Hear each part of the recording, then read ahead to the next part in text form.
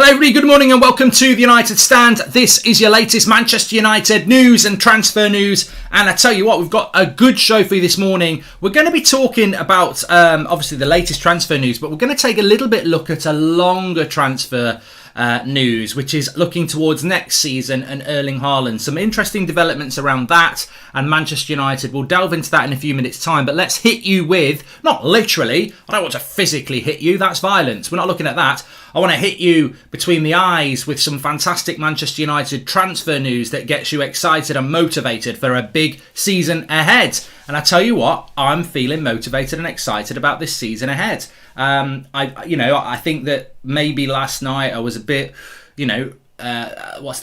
negative about United and what we're going to do with the midfield. And I think there's a reason for that. But ultimately as well, I do think that this season is fit for purpose. I think last season I went into it and I was like, this ain't going to work out. This year, at the moment, I don't think we can win the league if we don't get a midfielder, but there's some encouraging stuff around that. But I definitely believe we'll get top four comfortably, and last year we didn't. So, there's a lot to be positive about. I just think we need to make that final push. So, let's start off. Solskjaer's transfer demand, one more transfer. This is basically what United are looking to do in this last under 4 weeks of the transfer window. They want one more signing in. It won't be significant. It won't be a Declan Rice. It won't be a Kimmich. It won't be a Harry Kane. It won't be some big, massive statement signing because United have done those. Sancho was the big statement. Varane was the big statement, even though financially it wasn't. It was a big deal to do. And sometimes it's not always about spending 100 million quid. And can I just say that? People are getting excited if Lukaku goes to Chelsea for 100 million quid. Do you know how much we get? Because we've got a sell-on clause. Do you know how much we get if they get 100 million? 4. We've got a 4% sell-on fee. So I'd be more excited about Zaha going because we've got 25% there. If Zaha went to someone for 60 million, we'd get 15 million. If Lukaku went somewhere for 200 million, we'd get 8. So it's not a lot. But it's not always about a big signing. It's not always about the value of the signing. A lot of the time it is, but Varane is probably a more significant signing than Sancho, even though he casts half. Because he's only got 1 year left on his deal, which makes him have a false value. But on top of that, his status in the game is different to Sancho. Sancho is a potential world superstar. Varane, in his position, already is. So we've already done our status signings, basically, Varane and Sancho. The next signing for United is going to be hopefully a good signing, but third priority. Now, for me, they should have been first priority, but we're not talking about this morning about that. We're talking about what United are going to do over the next few weeks. Some interesting updates from the Manchester Evening News. What they're saying is that in an ideal world, Manchester United want to bring in a centre defensive midfielder. That's what they want to do because Solskjaer wants to play this more expansive style of football. However, to do that, they've got to offload. Now, I'm going to jump in straight away and say that, look, there's a story about Goretzka. This is coming from Germany, and what they're saying is German internationals don't leave Bayern Munich. They don't do that. You're going to give me examples of when they do that, but they don't do that. They don't do that. Schweinsteiger did it, but he was sort of the end of his career. Goretzka's in his mid-20s. Bayern Munich just do not think, even last year in his contract, that Goretzka would leave as a prime German player would leave Bayern Munich. They just don't think that sort of thing can happen. And this is what we used to happen with United 15 years ago with people like Paul Scholes and Michael Carrick and Ryan Giggs. These prime players don't leave. And I think Bayern Munich really feel that won't happen with Goretzka. So we've got a little bit of news about Goretzka there, but I think we've already moved on from Goretzka anyway. I don't think United can do anything around that. So what can they do? How can they do it? They want a midfielder, but it feels to me like United want a midfielder, but it is a want and not a demand. And what I mean by that is, it's a difficult thing for me to convey how I feel about this because I'm very biased. I said at the start of the summer, I know some of you disagree, I know some of you agree, I like Sancho, I like Varane, I think they're fantastic signings, but they would have been second and third behind a centre defensive midfielder. I don't understand how you can... And we're going to talk about Haaland in a few minutes. Somebody just asked about that. Haaland chat's going to be interesting. Why is there a visa problem with Varane? What's the issue, says Joseph? I don't know. I don't know about that. I'll come back to that. Thanks for the super chat. But I think that if Solskjaer wants... What I would say is this. I've got the personal opinion, which I'm sure many of you have, which is coming into this summer, I wanted a CDM and that was the priority. I didn't know about changing of formation. I just knew that McFred aren't good enough and Matic is finished. So to me, that was an obvious area that needed fixing. And centre-back needed fixing because Lindelof wasn't good enough. So Varane, well done. Sancho, to me, bit of a luxury signing. I like it. I think he's going to be amazing. But did we desperately need a right winger? Was Ahmad and Greenwood looking that bad on the right wing? No, not to me. I think they were all right. So Sancho's a bit of a luxury signing. Varane is a necessity signing and he's brilliant. But the midfield seems to have been a little bit neglected to me. It doesn't make sense because we keep hearing, well, we saw what happened last season. We needed a midfielder. We're sat here a week and a half away from the start of the season. We've got no midfielder brought in. And we're hearing United ideally want a midfielder. We're hearing that Solskjaer wants to change the way he's playing to having one holding midfielder. And yet we haven't bought one. So I don't get what United's plan is around the midfield. It massively concerns me because this should have been a priority position that is not dependent on sales at the end of August. It should have been done. So, you know, there are fans in our fan base that are, you know, giddy, excited and think that, oh, look at the change. Oh, look at Fletcher and Murta. Oh, look at Woodward and Judge walking in like a boss. And I'm like, yeah. They've done good. They have done good. I'm not gonna, you know. I think there's always a space in between good and bad, and I think that's where they're living, whereas they were living under bad for a long time. But I just think that I just don't understand why we haven't got a midfielder.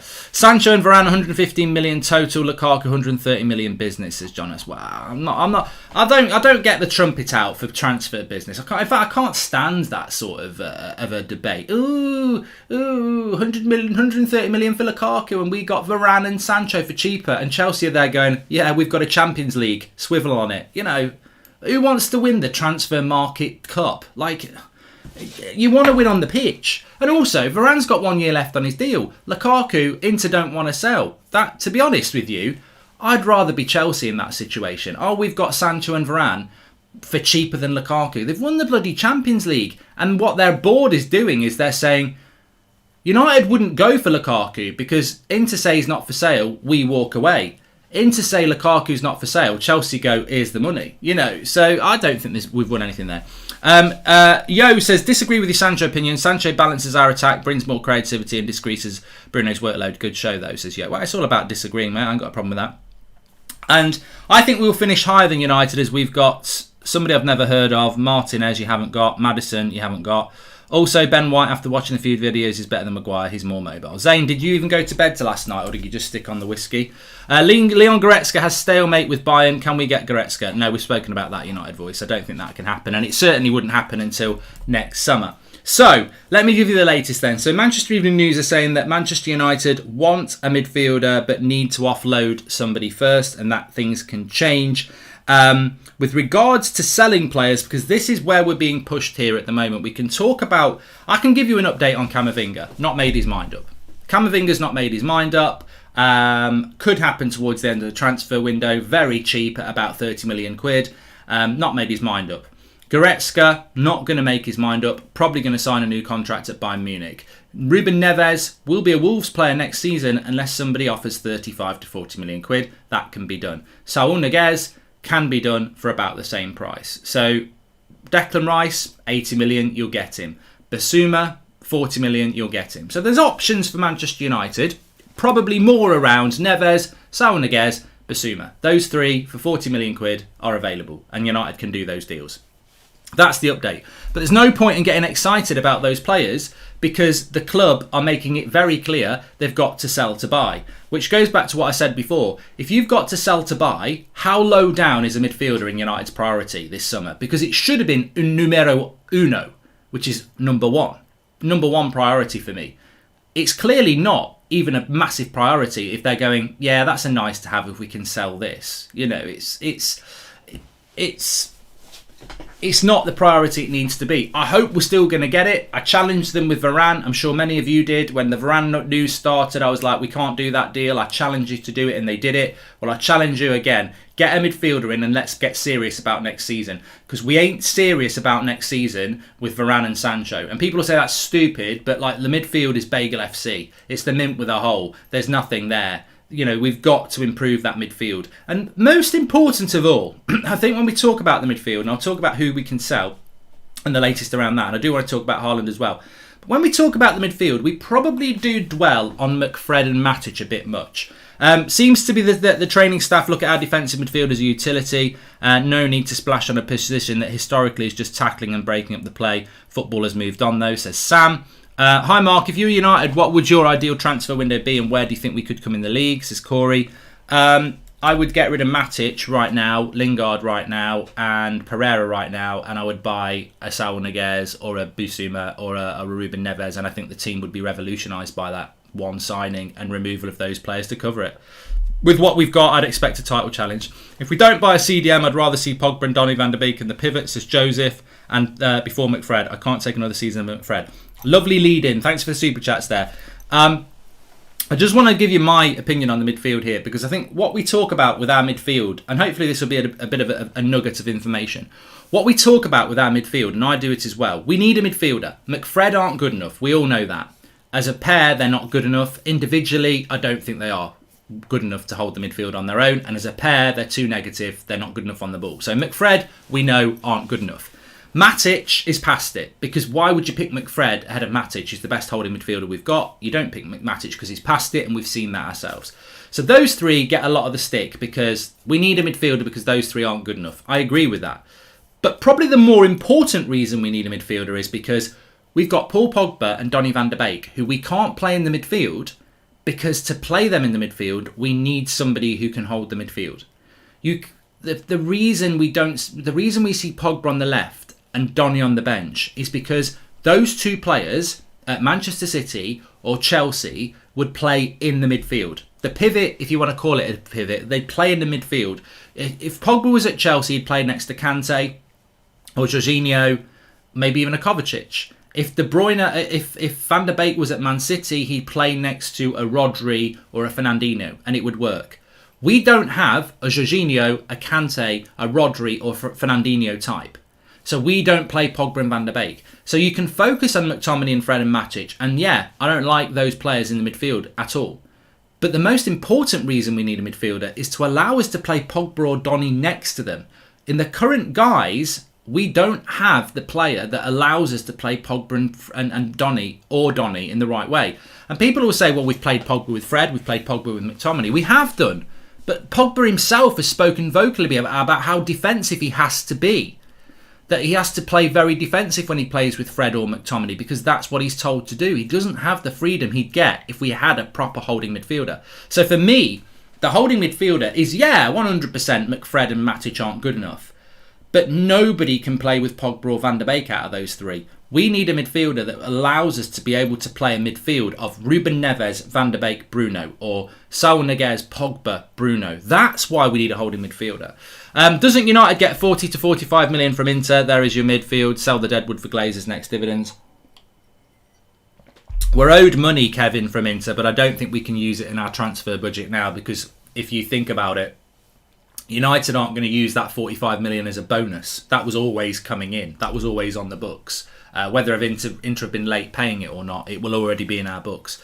Do you think if we play Fred in holding midfielder and Bruno and Pogba in front of him, we will move the ball quicker? No, Brian. I mean, Fred can't hold... Adam was on about it the other day. Ricky's mentioned it in the past. I've heard Jordan mention it. Jay mentioned it. Kev mentioned it. I've mentioned it. You've mentioned it. My big issue with Fred is sometimes the ball comes into him with his back to goal and it bounces off him like a trampoline and we concede. That's not a holding midfielder. One of the most important things is they need a magnetic first touch and the ability to play out from danger. And we can't do that with that. But look, the big thing with United at the moment is selling players. They've got to sell players. So where are we at with that? So the Manchester Evening News are saying that Manchester United, Andreas Pereira wants a new challenge, wants to go. But it's about getting the fee that Manchester United want. And they lump Lingard into this. Man United are holding out for the right offer for Lingard and Pereira. So those two players get us our midfielder. You can talk about Matic. You can talk about Dan James. And look, there's a lot of players I would remove from Manchester United. Charlie says that Fred has got elephant feet. I think elephants can be quite good at football, Charlie, from what I've seen. But do you think if we... I've done that one. So, yeah, I think with... I wouldn't trust Fred to hold his bladder, says Sam. What is the minimum amount we need to make off selling players in order to afford previously mentioned players? Good timing there, Axel, with your super chat. So, we need to make 40 million.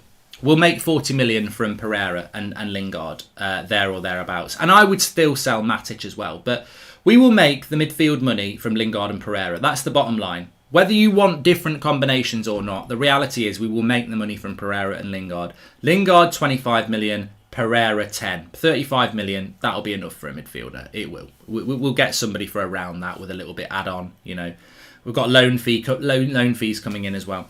Strange that Man United have not considered replacing Matic when he's the only real CDM at the club and he's past it. Don't think Niguez is the right player, though, says Aditya. We can get into the chat about who the right player is when we get the right players out. So United, with Lingard and Pereira from the Manchester Evening News, are holding out for the right fees. The scary thing is the Manchester Evening News mentioned 25 million for Pereira. What planet are we on? And this is what scares me, is that we are terrible at selling players. We can say we're doing well with Varane and Sancho, but when it comes to selling players, we haven't got a Scooby-Doo. We've got no clue. We're clueless. We're Scooby-Dooless. We're clueless. We are. Slow Sports News. Manchester United trying to sell Andreas Pereira for £25 million. Clueless. Scooby-Doo. And we are. We're clueless. I would take... If we got 15 million for Pereira, I would applaud it. Absolutely. I don't think he's worth anywhere near 20 million.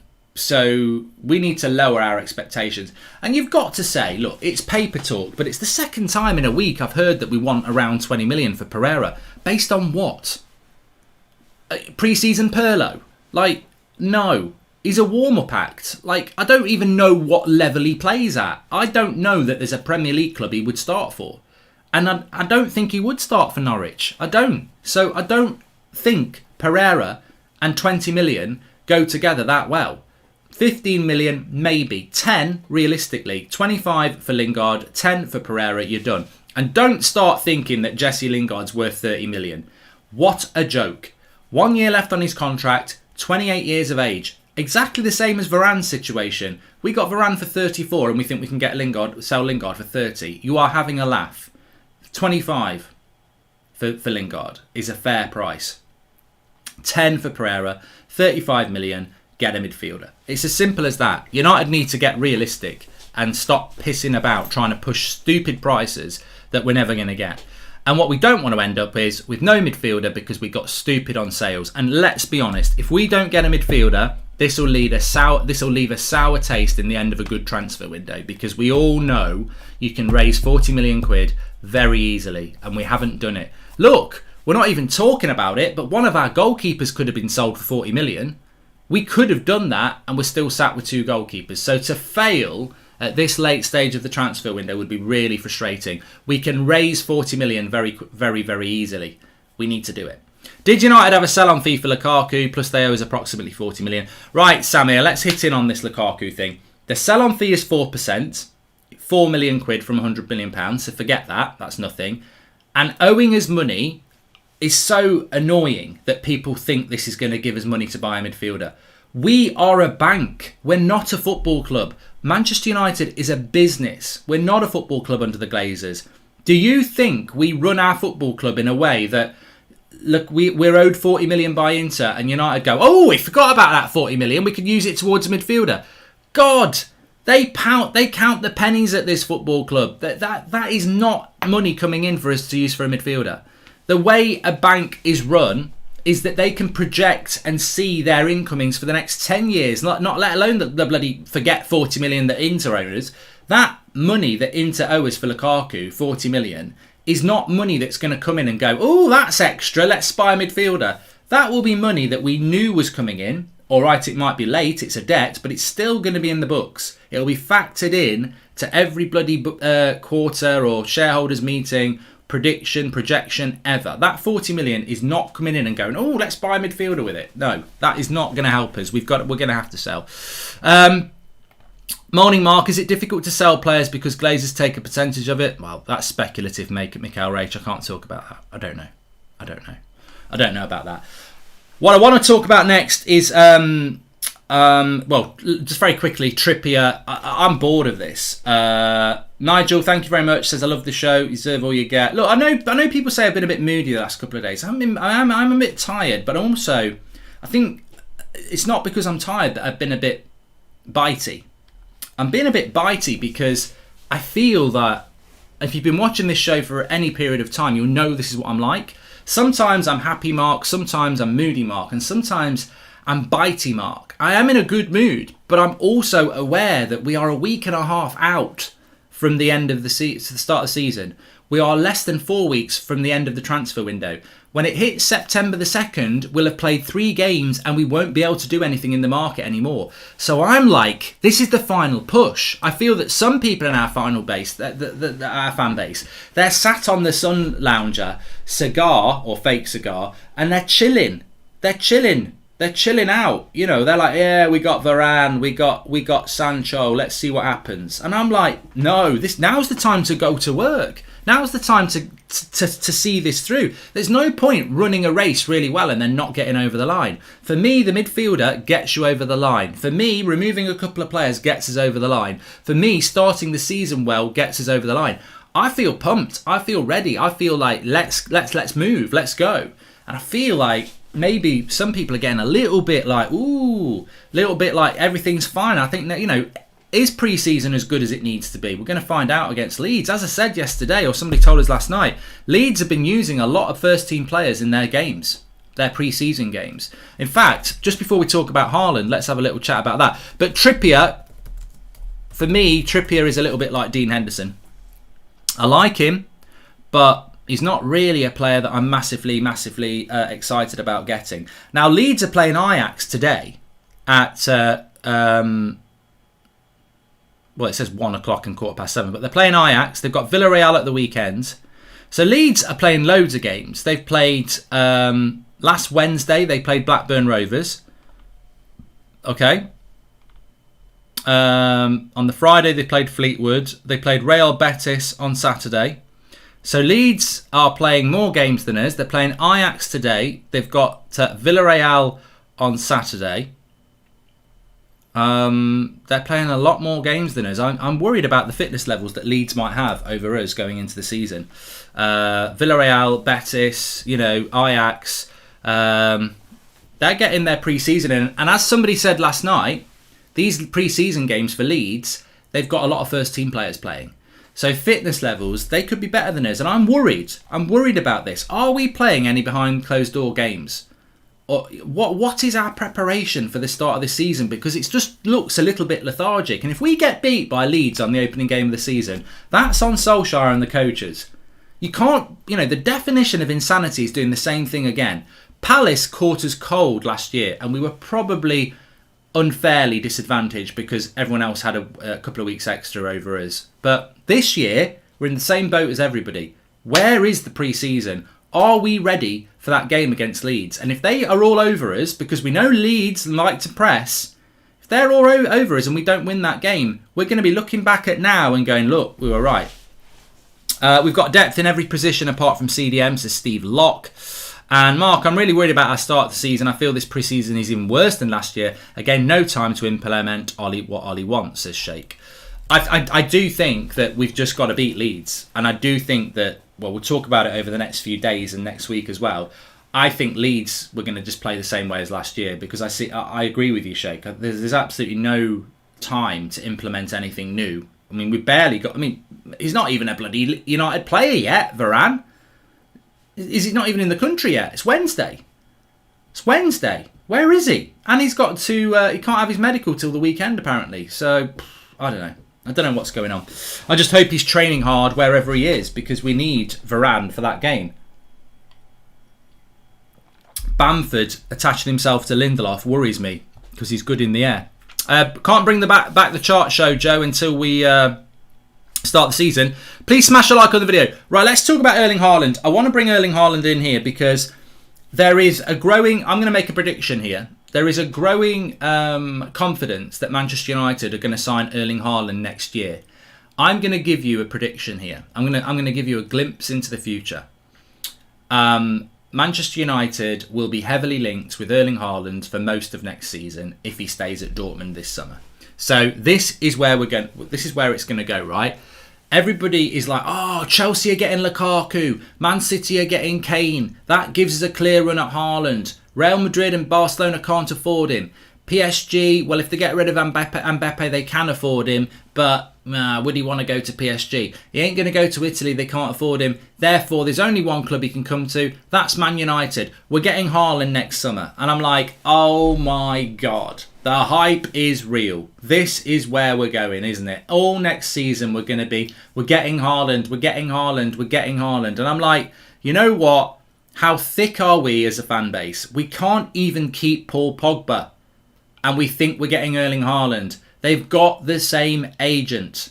If we can get Erling Haaland, but to get Erling Haaland, you're going to have to give Pogba the stupid wages you don't want to give him to make Raiola happy enough to consider bringing Haaland to Manchester United. And then, bringing Haaland to Manchester United, you're going to have to pay silly wages again and make Mino Raiola very rich again. So basically, to even get a chance of getting Erling Haaland at Man United, you're not going to have to make Mino Raiola rich again. You're going to have to make him very rich twice, because you're going to have to sort the Pogba deal out first in a favourable way that doesn't piss Raiola off to make him even open the door to doing a deal with Haaland. So this is not going to be easy. Ollie sat there with a grin on his face 2 years ago thinking he'd got Haaland. I know him. I know the lad. I flew to Salzburg. Me and Karaki didn't get him. So forget the friendship with Ollie. Forget the friendship with Sancho. This is all about Mino Raiola. Mino Raiola owns Erling Haaland. He owns Paul Pogba. He's his agent. That's how it works. I'm not going to get excited about Erling Haaland until it's absolutely nailed on that he's coming to Manchester United. And I think we're running before we can walk again. And we need to just relax. We don't have a midfielder yet. And one of the most important things about bringing Erling Haaland to Manchester United will be the performance on the pitch over the next year and the project. I don't think the project looks that good if we've got no midfield and Paul Pogba leaves. So Manchester United and Erling Haaland, I think we just need to chill out. But there is this growing consensus and momentum that we're going to get Haaland because Chelsea are going to get Lukaku and Man City are going to get Kane. Chelsea could get... What if Lukaku has a bad season? They'll still buy Haaland. This is way too early to start getting excited about Erling Haaland. And look, I'll tell you for a fact now, Man United want Erling Haaland next summer. Of course they do. They know Cavani's going. Of course they do. But to say it's going to happen or the momentum's there or there's a good chance it's going to happen, I think it's...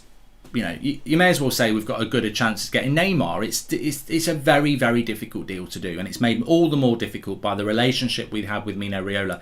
And I think to get Erling Haaland at Manchester United, you would basically have to give Paul Pogba $400-500 a week just to make Raiola happy enough to open the door to that deal.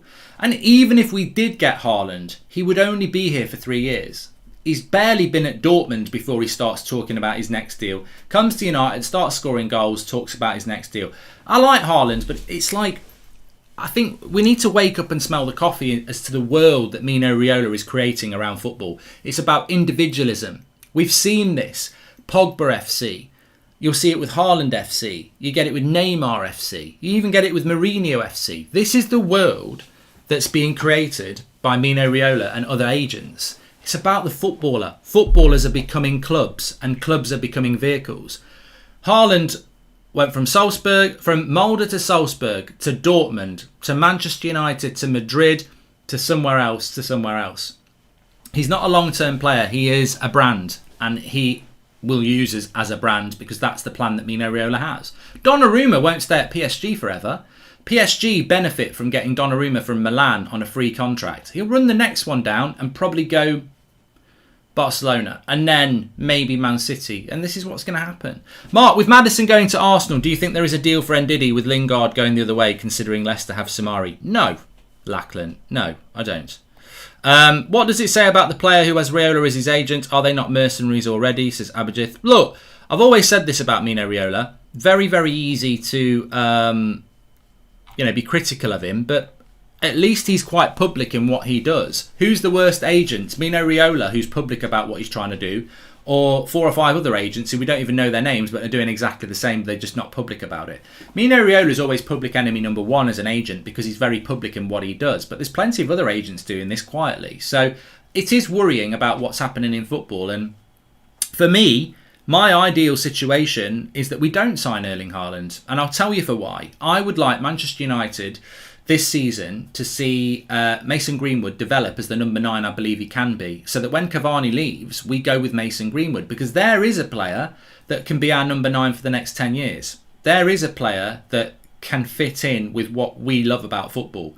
We aren't going to change the club we support. We're going to stay with the club that we support, and we are therefore enamoured by the Ryan Giggs of this world, the Paul Scholes of this world, the players that stay and play at your club for years and years and years and years.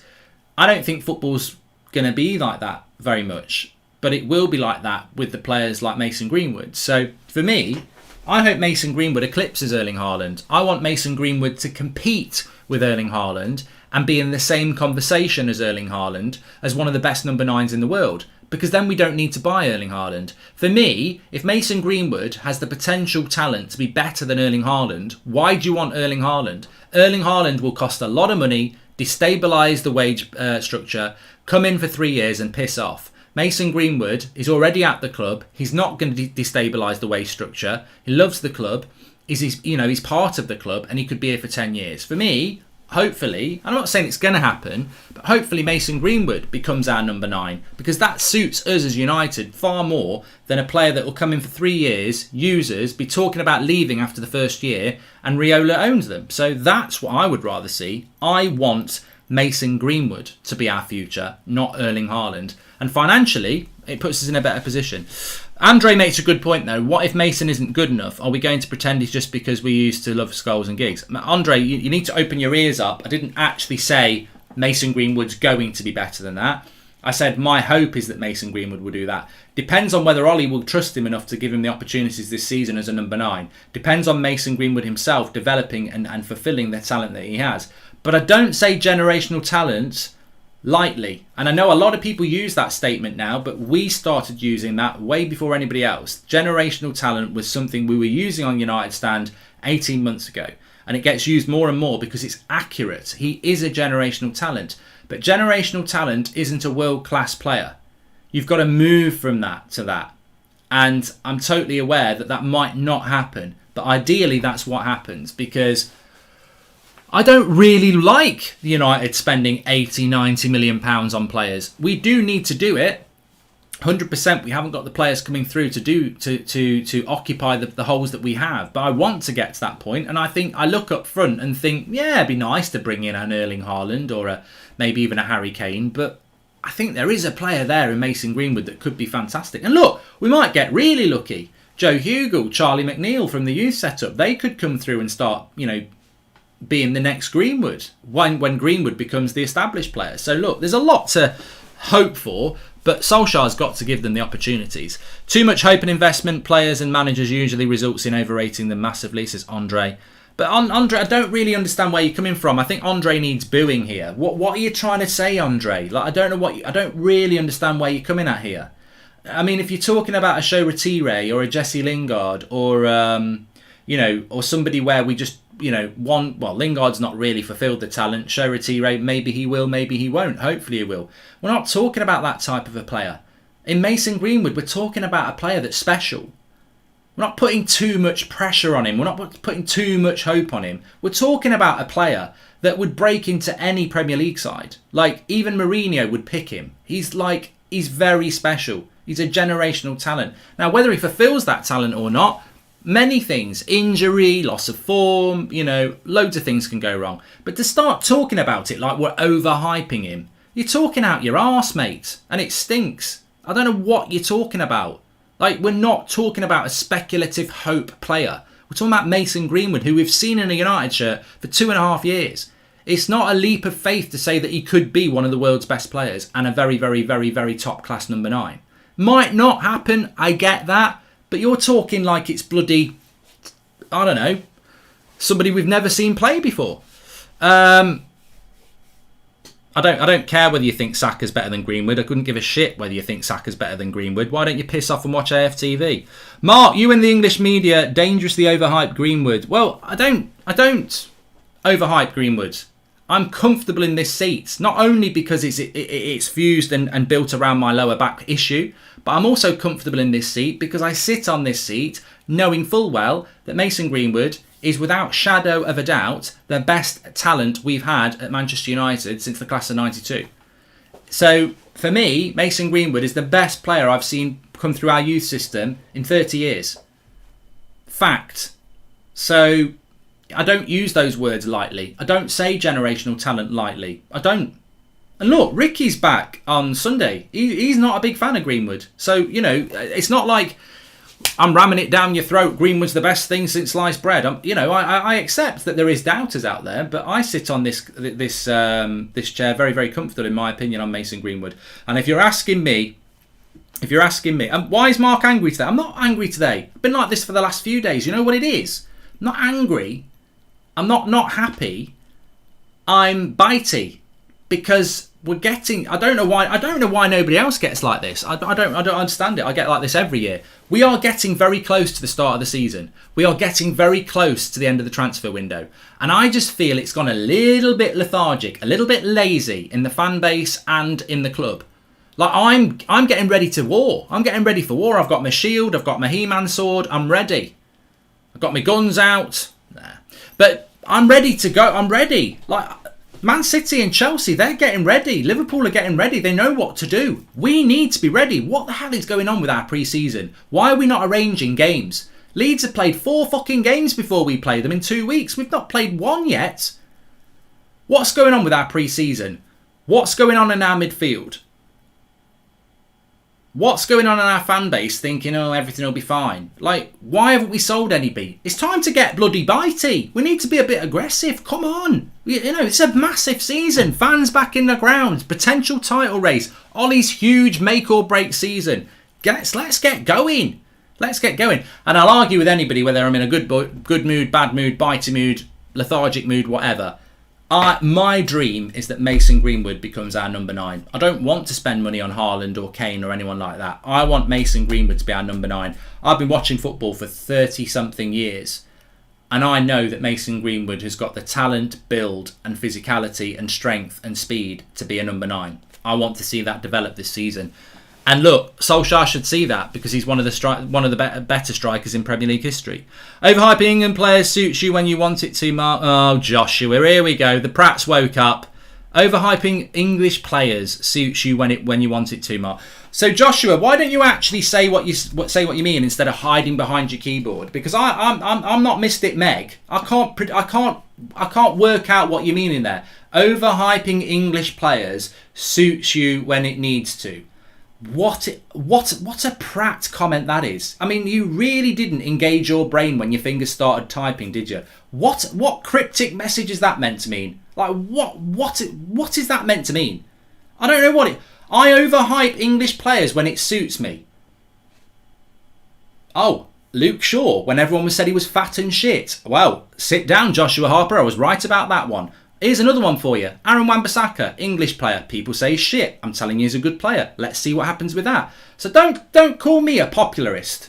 Don't tell me I jump on bandwagons. There are countless occasions over the last 6 years when I've said, I believe this player is a good player. And people have gone, Goldbridge rates Shaw. Goldbridge rates Wan-Bissaka. Well, here's another one. Delot. I think Delot's going to be a really good player as well. Greenwood, generational talent. Let's see what happens with that. I don't know what you're talking about. I don't know what you're talking about, but don't try and put nonsense into my mouth because I don't do hype trains unless I'm playing Twitch. Wan-Bissaka is not good. Well, keep giving it. Keep giving it. This is what I mean. I don't do hype trains. I'm more than brave enough to tell you and stick by my opinion. I'm not bothered what people think. That's the whole point of the show. It's about having an opinion. There's more than enough evidence of me being right, and there's more than enough evidence of me being wrong. But you know what? That's about being human. I'm not here to be pretending that I'm right about everything. I'm here to have an opinion, and I'm very comfortable in this chair. I don't know why everyone is so hyped up about getting Haaland. There are other good strikers inside or outside the club, Isaac or Lautaro. Look, Arjun, I'd love Erling Haaland to come to Man United, and I'd hate it if people thought that that's not what I mean. But like Christian said, Greenwood has got literally everything needed to be a number 9 in the Prem. Big year next year for him. Let's hope he plays 75% of the games at striker. You've also got Anthony Martial as well. But what I'm saying is, I just think, you know, Sancho took a year to do. His agent isn't Mino Raiola. I think people are getting excited about something that's just, you know, it's so far-fetched. Oh, Chelsea going to get Lukaku. Kane are going to get City. Spain's broke. Italy's broke. PSG won't go there. We're getting Haaland. It's like, even that path is riddled with nonsense. But the biggest thing is Mino Raiola. Like, his agent is Mino Raiola. Do you really want to be doing deals with Mino Raiola? People thought Ronaldo was overhyped as a kid too. People need to relax and let him become a world-class player. Any idiot can see he has everything. Jacob makes a very good point there. Look, there are people in our fan base who don't rate Bruno. There are stupid people who think they know football. Even now, people think Ronaldo's hyped because they love Messi more. But they won't give Ronaldo that. There are idiots everywhere, basically. Greenwood in Dortmund would have eclipsed Haaland. Ronnie, I'm not making it about Greenwood versus Haaland. That's not what I'm doing. Haaland's a fantastic player. If we're talking about the individual players, wow, you know, Haaland's a fantastic player.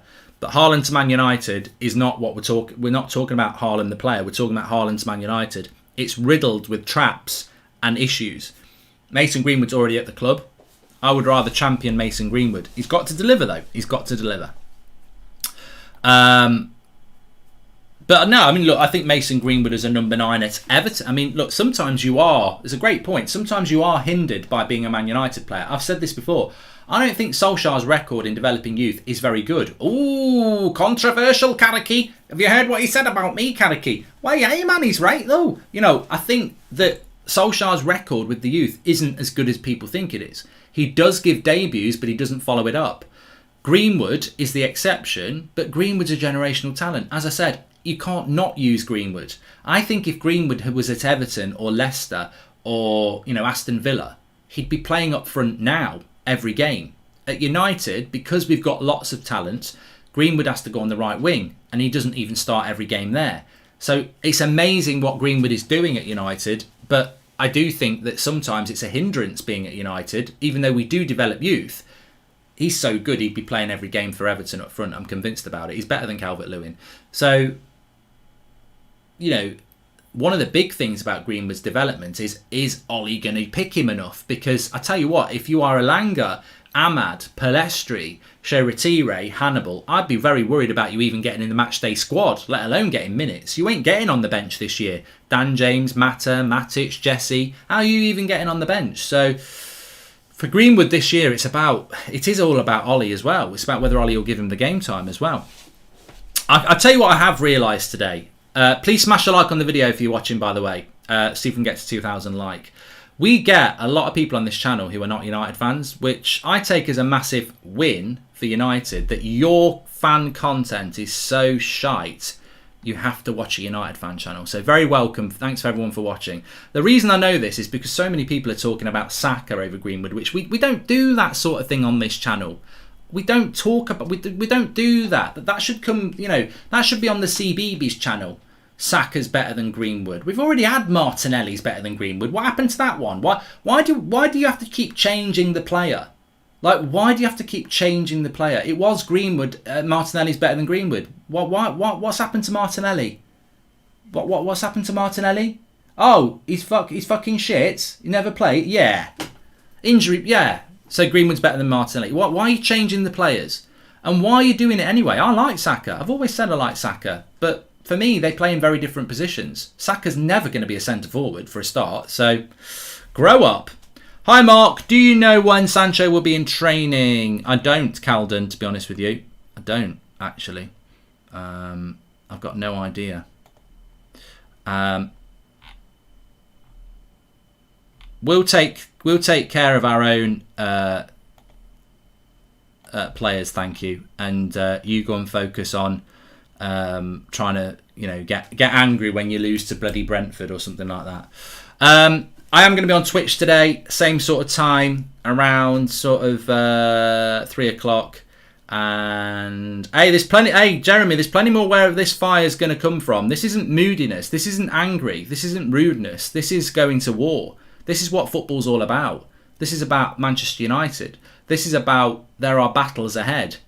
I ain't going to go into that Leeds game and sit back and go, oh, let's see what happens. It's fucking Leeds. It's the 3 points in the Premier League.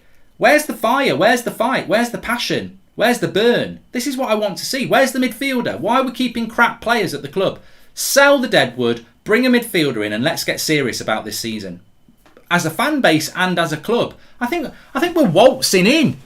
Well, it's like somebody's put some slow dance music on. Get that fucking fire starter on. Breathe the pressure. I'm the fire starter. Let's get going. Let's have a bloody go. This is what football's all about. I think COVID, bloody lack of fans in the ground has made people go really lethargic. Bloody hell. Come on. 3 points a week on Saturday. Let's get up for it. Let's get the rivalry going. Let's get on with it. These bloody prats in charge of the club, they're taking 8 million out. We're still in the bloody Super League. People were on the pitch. They had to put bloody the walls of Gondor up to stop us getting in. Well, not me, I wasn't there. You know what I mean, though? Like, this does matter. There seems to be a real lethargy. Oh, we don't need a midfielder. We've got Varane and Sancho. Fletcher and Murto are doing a great job. Piss off. Get a midfielder. Let's go to work. Thanks, everyone, for watching.